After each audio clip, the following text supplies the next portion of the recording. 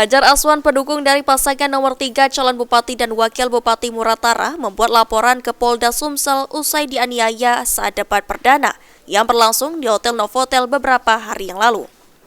Disampaikan kuasa hukumnya usai membuat laporan, terlapor merupakan pendukung dari pasangan calon bupati dan calon wakil bupati nomor urut 2 berinisial I dan A. Menurutnya, kericuhan saat debat perdana bukan kali pertama terjadi.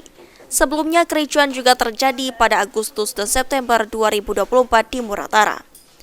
Pada saat terjadi kericuhan di halaman Hotel Novotel Palembang, Hajar Aswan alami luka lebam di bagian muka, hingga melaporkan kejadian tersebut ke SPKT Polda Sumsel dalam pasal tentang penganiayaan.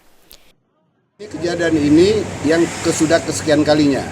Jadi keributan ini sudah terjadi pada pasca sebelum deklarasi pada tanggal 4 Agustus 2024 di Batu Gajah. Itu kejadian pertama, ya.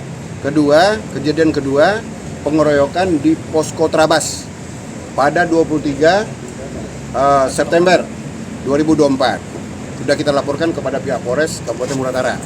Ya kan? Kejadian selanjutnya yang terjadi di halaman Novotel pada debat pertama.